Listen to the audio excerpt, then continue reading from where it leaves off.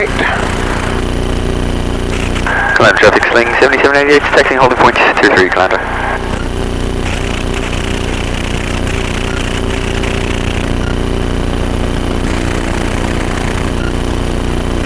What a gorgeous day. Oh, it is perfect. It is absolutely perfect.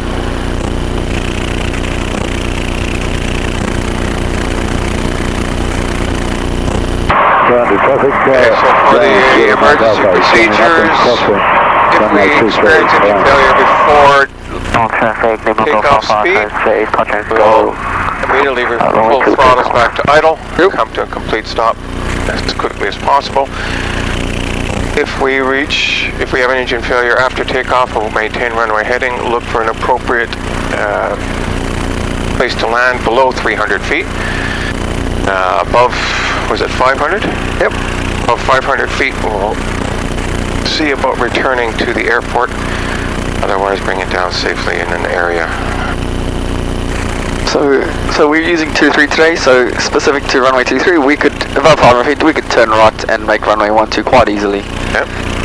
We don't have too much wind today, so it won't be very difficult landing.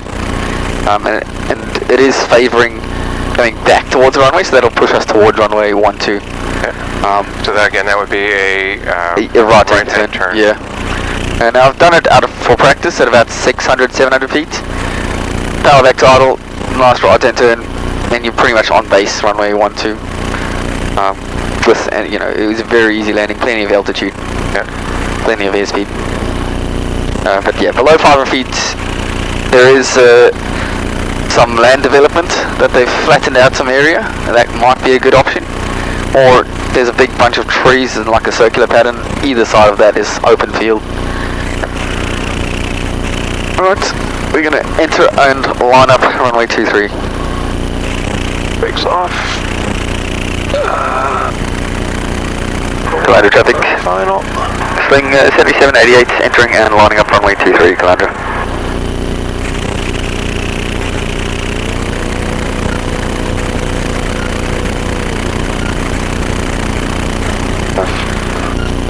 Alright, so we'll depart upwind. So we'll just keep maintaining the runway heading until we pass 1,000 feet. And then we'll commence our left-hand turn after that. Calandra traffic, sling 7788, rolling runway 23, departing upwind to the south. Calandra traffic. Airspeed 5 increasing, RPM is static above 5,000. Calandra traffic, we're into the mark up, right base. We can raise the nose there. Number 1, Calandra. Nuts.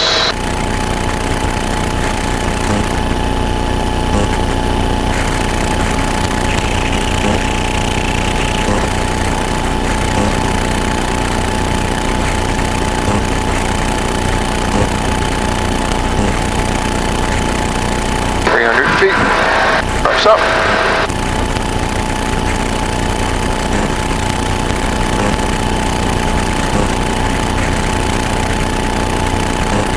look at this, Nate. Like, fuck, does it get any better than this? Like, this is, look at it, we can see Brisbane. From takeoff, we can see Brisbane. That's a fantastic day. Porter traffic type 7332, turning it looks pretty cool with that little bit of mist/fog. Yeah, I can go. It's in that local area, little patch. Remember the sound barriers along that road there? Yeah.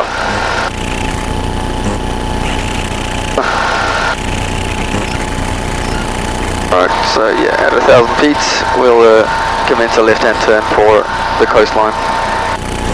And we'll keep climbing up to we'll keep going all the way up to 3,000 feet. Okay. 1,000. Climb traffic, sling 7788 has departed upwind runway 23, climbing to 1,000 feet, and for 3,000 feet we'll be trekking towards the coast. Climb traffic. 5,200 RPM, right? Yeah, we'll keep climbing, so you can raise the nose again, and then we'll make the turn. Nose up a bit more, a little bit higher above the horizon, and that'll do.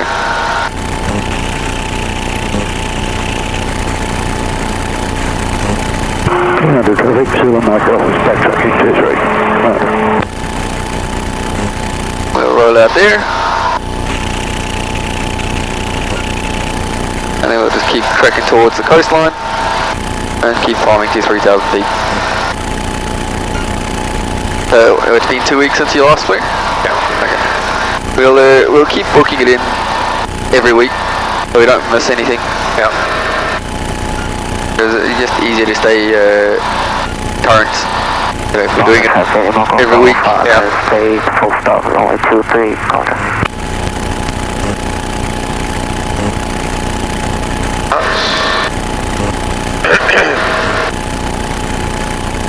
Landed traffic, 0 Mike Alpha, clear all runways.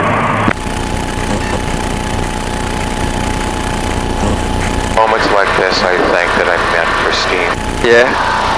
Okay, you got this great Australian coast. Yeah. It is pretty amazing here.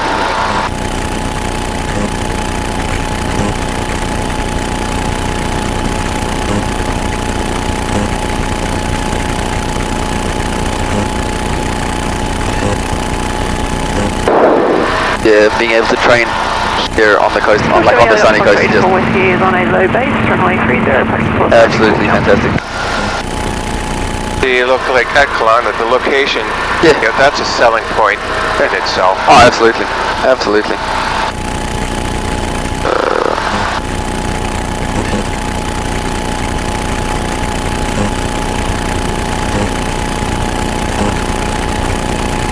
Not sure I can fast fire this this photo opportunity.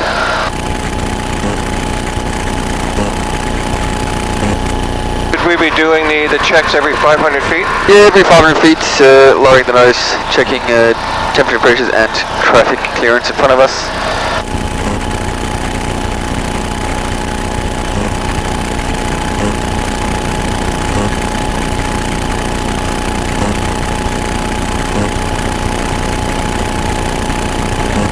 So smooth up here today, isn't it? Oh, it's beautiful. What I love about winter, you know, you get a lot of this.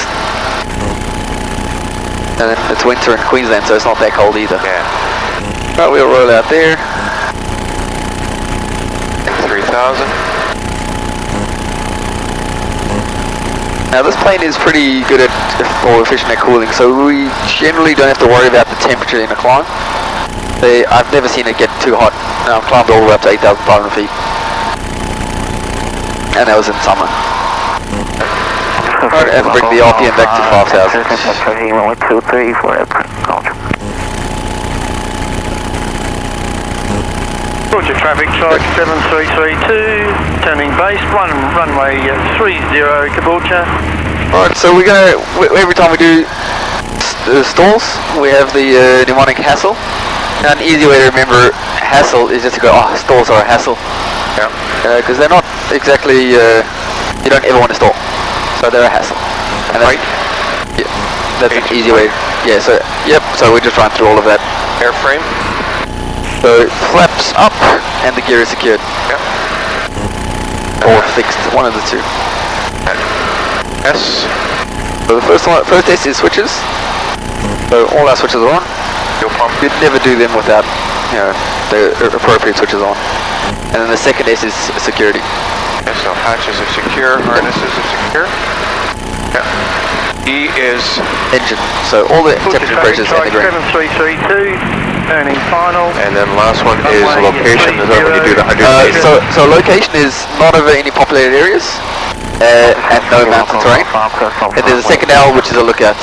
Okay. So the lookout we'll do a 360-degree turn to the left.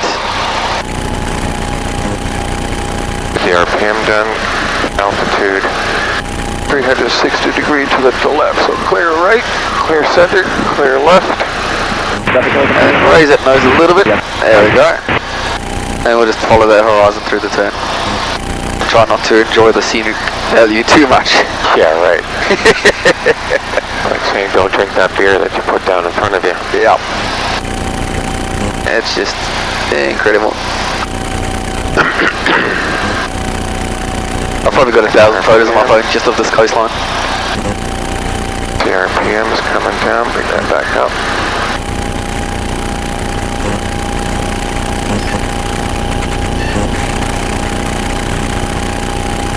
So again, H is height. Yep. So with the height, always associated with the actual height. So 3,000 feet, sufficient recovery by 2,500. Okay. So we know exactly how much, 500 feet will be a lot of altitude to lose, but we can sufficiently recover by that. Okay, and A is for airframe, so flaps are up, landing gear is secure. First S is switches, make sure everything is on. Second S is security, hatches and harnesses. L is the land, not overpopulated area or over mountainous terrain. Yep. And then the last L is the lookout. There's an aircraft right there. I've been watching this guy. I have not heard any calls from him. I'll make a call myself.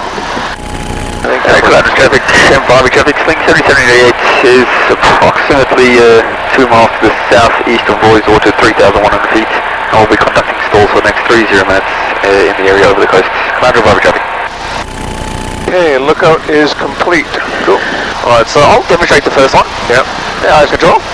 You have control. So we're gonna look at we'll look at 2 or 3. So the main focus we're gonna look at is identifying the symptoms of a stall.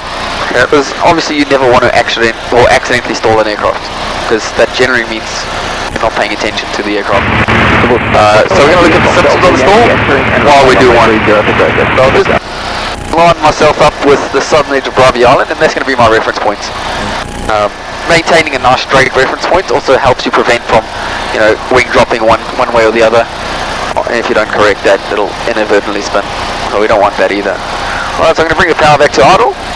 Now, important to keep the aircraft trimmed in the strain level configuration. So don't trim it once you've brought that power back. You're just going to have to hold the pressure. Alright, as we start slowing down, so you can see we have a low and diminishing airspeed. Now, to try and maintain altitude, we have to raise the nose. Obviously, airspeed's going to decrease. So, symptom of stall, low diminishing airspeed, high nose attitude. We've got those both. We also have a stall warning. Controls will become sloppy and less effective as well. And it's wanting to slowly wing drop stall. All we do is lower the nose, 60 knots, level off nicely, adding full power, and then set the climb. Now, we lost 100 feet there. Our stall took my time. Alright, the on-rate procedure is just that. They don't want you to rush through it.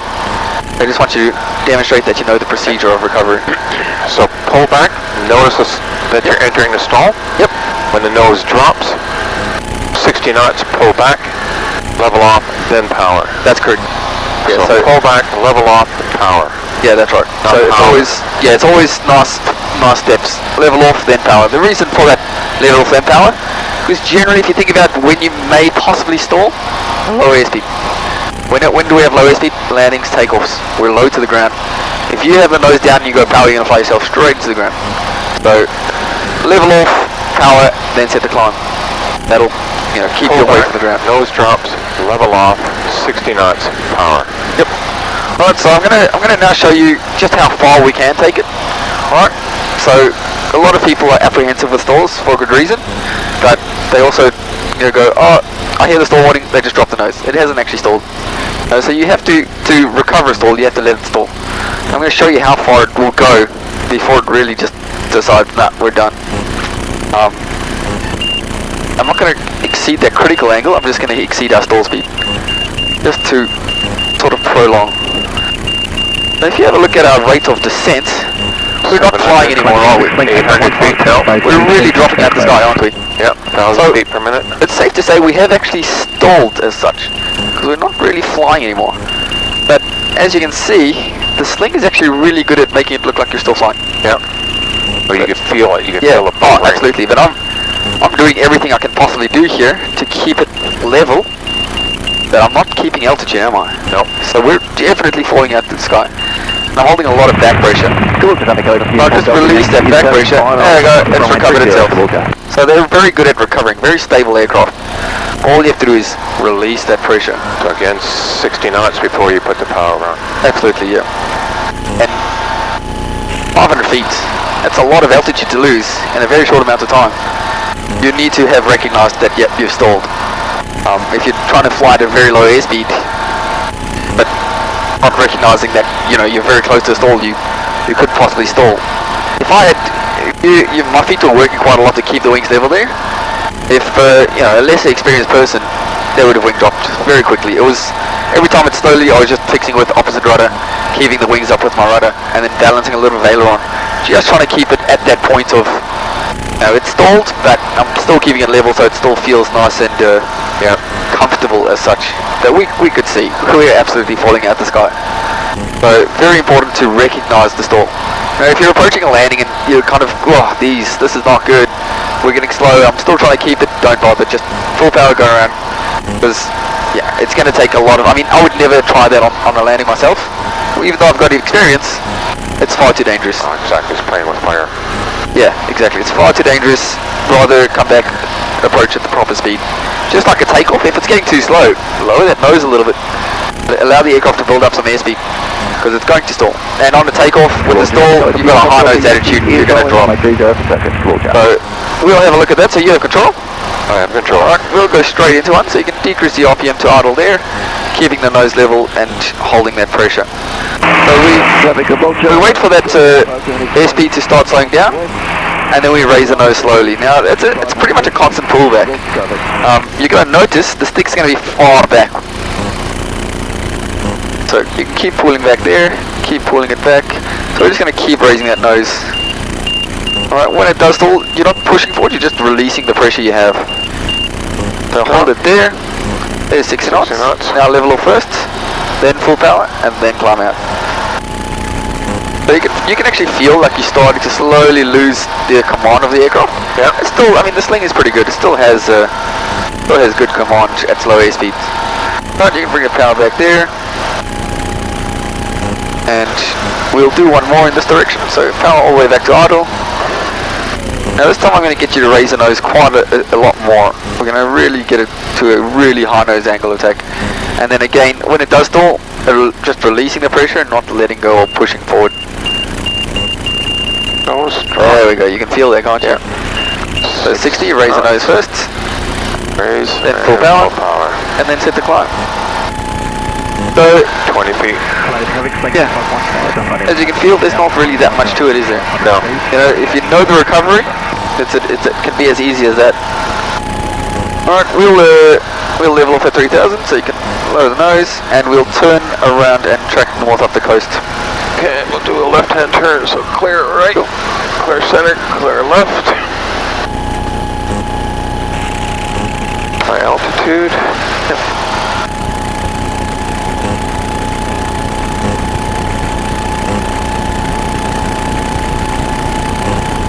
Yeah, so in terms of the stalls, the RA procedure is not terribly difficult.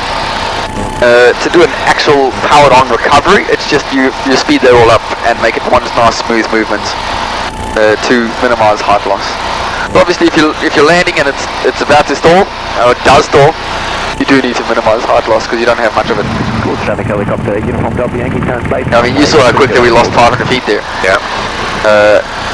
500 feet is half of your altitude in the circuit.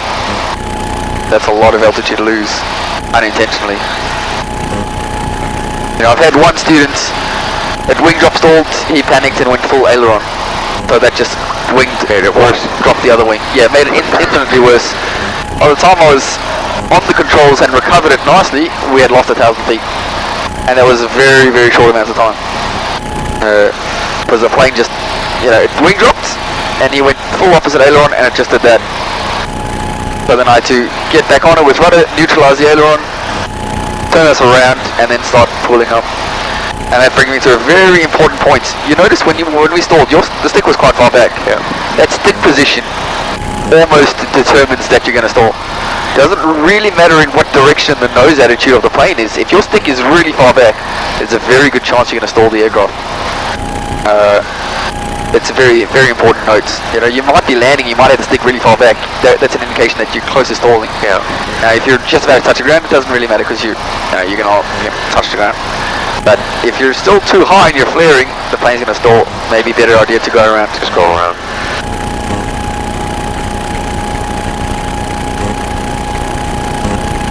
One more? Yeah, we'll do one more going this direction. Okay, height. We are above 3,000 feet. Airframe flaps and... Because we've been doing a couple of stalls, we can do the abbreviated version, which is the HAL checks. Yeah, I just want to sort of... do it. When you're practicing on your own, you can just do that. Yeah. So you can keep going, sorry. Okay, so airframe flaps and landing gear is secure. Switches are all good. Security hatches and harnesses. Landscape, not over any populated area or mountainous terrains, and a lookout. Oh, we just did one. Yep. Asset check is complete. Clear left. And back. Goes up. Good. Now this one, I want you to hold that nose until it actually drops it for you. Okay. And then we'll, commence the recovery. I want you to keep holding it. Keep holding it, keep holding it, keep holding it, keep holding it. So you can see that it's just wanting to drop it. There you go.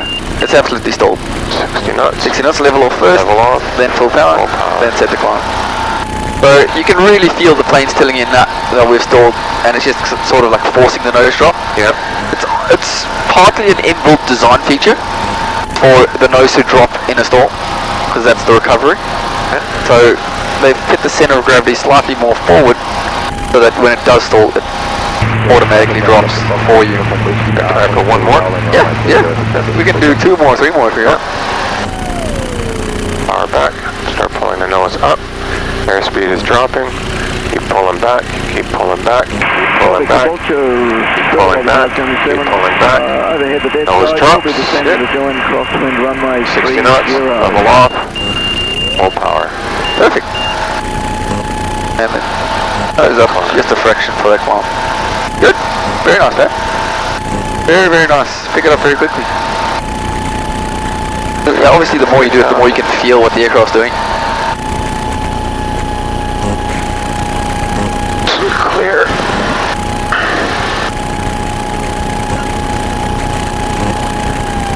Back. Start pulling up. Start pulling up. Start pulling up. Pulling. Airspeed's dropping. Airspeed's dropping.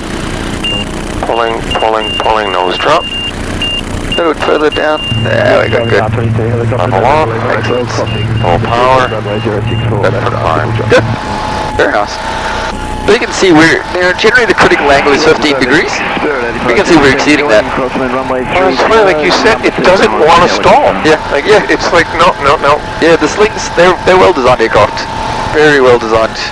And then that illusion of the stall, or apparent not stall, can also be very dangerous. Because you can be on approach thinking, oh, it hasn't stalled. Meanwhile, you're fighting it.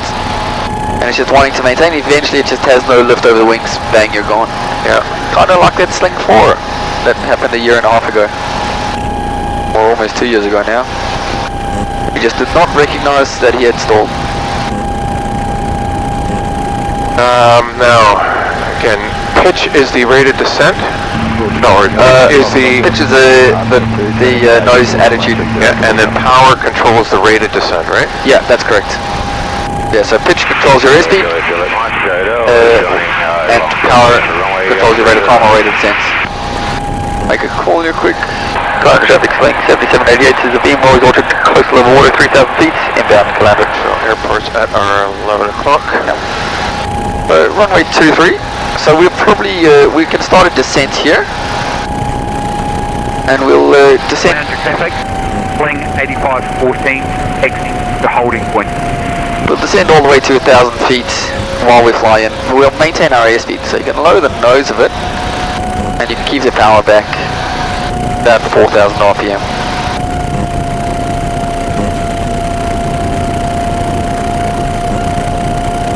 So for 2-3, we're going to be heading out towards Mooloolaba, and then... Oh, we can actually cut straight over, straight over Pelican Waters, and then we'll join midfield crosswind for runway 23. There's a non-active side of 23s on the side that we're on now. So there should be no conflict with anybody. Spirit 8577, space full stop 30. Right, so you can make a left-hand turn there towards the airfield. We'll keep descending.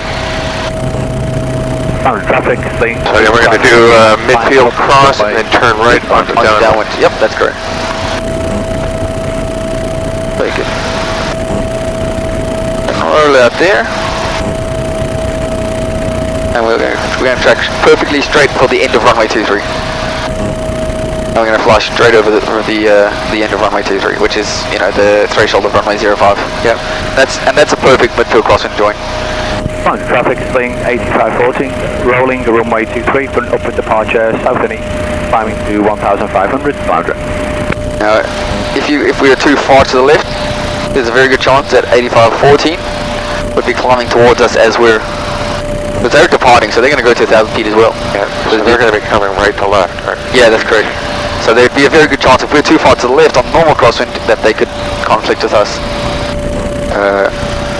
Which is why vertical crosswind is the best, because no one's going to be at 1,000 feet on that end of the runway. Yeah. If they are, they're in a really high performance aircraft, or they're in the wrong place, or they're joining just like us. Up to 1,000 feet. Yep, so we'll level off at 1,000, and then RPM up to 4,800 for the circuit.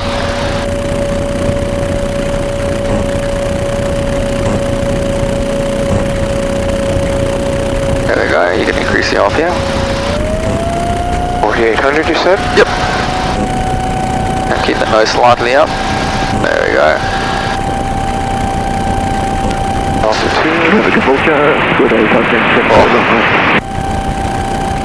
Caboolture traffic R22, helicopter November Lima Hotel, increase runway 30. See them down yet? They're up there. Oh, yeah, there they are.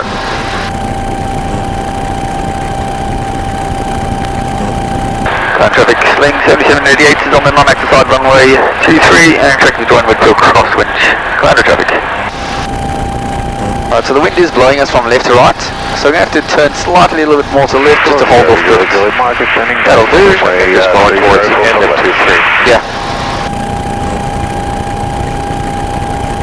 Now this plane is quite slippery, so you might find in the downwind, you're going to have a tailwind as well. If it's starting to feel too fast, you can bring the RPM down to 4,500. Essentially, in the circuit you can use between 4.5 and 4.8 to make it a nice comfortable circuit.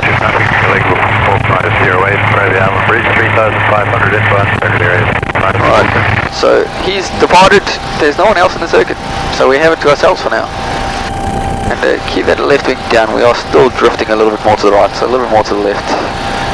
And raise the nose a little bit there, a little bit more to the left. So essentially we'll point towards the racetrack, and that'll keep us nice. Traffic Link 7788, join Smithfield Crossing runway 23, Commander. Traffic Clear left, clear right. Yeah, so we'll... 1,500 feet, tracking south and east to Bribie Island. Alright, yeah, we can start our turn there. Nice gentle turn onto downwind. Now, I normally start my bump fish checks early. Okay. So once I've set up the turn, I'm holding the angle of bank. Brakes. Yep. Pressure, undercarriage is fixed, mixture is not applicable. Fuel set on the full tank, and pressure and temperatures are good. Instruments, temperatures and pressures are all green. Switches and switches are set. Hatches and harnesses are secure. Raise that nose a little bit there. That's better. Cool, so we can bring the power back. 80 knots. Stage 1 flaps. Down. 70 knots, flap 1. And get a lot of uptrim going. And we can start our base turn. Commander traffic Sling 7788 turning base runway 23 for touch and go, Commander. Alright, so here set. I normally point towards like Caloundra town, like a nice bang on. That's a perfect base for runway 23. Yep. And then I keep my eyes focused on that just so that it keeps it nice and straight. So rolling out there. Just speed. Nose up a little bit. And then hold it nice and straight there. So we'll pick a building and fly towards one of those buildings. Continue our descent. Alright, halfway down base we can go stage 2 flap. Flaps 2. Raising the nose a little bit more, maybe get a bit more up trim.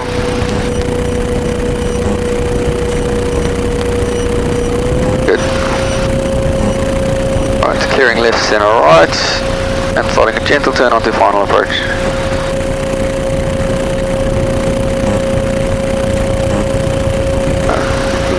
Trim 70 knots. Just slowly release some, or decrease some of that power, sorry, just a little bit. And then tiny bit high. No, there we go. Yeah, only slightly. With stage 2 flap, we're going to come down pretty quickly. Raise the nose a little bit there. And you should be able to kill the power there, and that should get us in. So aiming for the numbers. Yep. Now you can add some more power in here, a little bit of sync. So aiming for the numbers.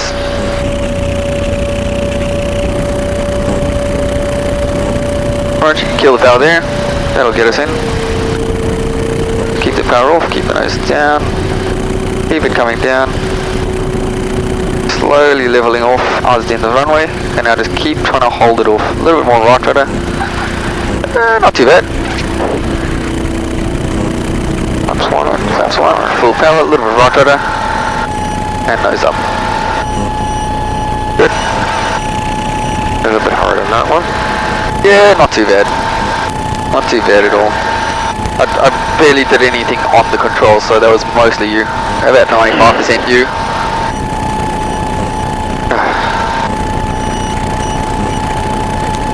Up. 300 feet. Up. Alright, I have control. You have control. I'm going to do a full circuit for you, Pat. And then I'm going to show you how to make it as easy as you possibly can. Yep. So the first thing I do is get the trim really set. And I'll let go and I'll go, yup, is the trim set? Is the nose pitching at all? There we go, now I don't have to do too much work with my hand. Right, clearing left, center, right, it is all clear. Initiating that turn. That's the angle of bank I want. So as long as you can trim the aircraft as much as possible, it's going to do most of the work for you. And then just your feet have to work, and that's really it. Because when you're doing circuits and you're going to do a lot of circuits, it becomes, you get fatigue. To minimize that fatigue, to get the aircraft to do more work than you are. Alright, there's our crosswind.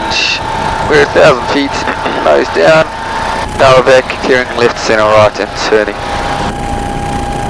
Again, trimmed out, so I don't have to do too much work here. You're going to have busy circuits. You want more of your capacity, your mental capacity focused on seeing and listening to other aircraft and making appropriate radio calls and spacing and whatnot, rather than just trying to focus on flying the plane. Roger, traffic Okay, power's a little bit high, so I'm going to decrease the power. I've got my aiming point, and that's keeping me perfectly parallel. I've trimmed the aircraft out. Very little I need to do. Brakes, pressure, undercarriages, fixed mixtures and magnetos. On both, fuel selector is left, fuel pumps are on, fuel content sufficient. Temperature and pressure is all in the green. Switches are all on, harness and hatch secure. We're good for landing. But again, you can see, because I've trimmed it out, I don't have to work very hard. That's your best, the more you can practice that, get yourself to that standard, you're going to find it a lot easier to manage. Alright, there's the end of the runway. I'm going to decrease that power, keeping my eyes fixed in front of me so I don't turn when I decrease that power. And now I'm going to start up trim. So holding it nice and steady, nice and stable, that trim is doing the work for me, below 85 knots, stage 1 flap. Okay, I'm waiting for 70. There it is, I'm going to lower the nose, clearing left, center, right. Calandra traffic link 7788, turning base runway 23, touch and go, Calandra. Now let's get some more trim. So I can let go, and it does the work for me. No one trying to line up, which will cut us off, is fine. Anticipating my rollout, so about 90 degrees to the runway, there it is. Still, the trim is set, very nice. I'm going to go stage 2 flap half hour base. Now we are going to get slow. I'm going to offset that with a little bit of power. And again, a little bit more trim. So, trim it out, you don't have to do too much work. Clearing left, center, right, we're going to start our turn onto final approach.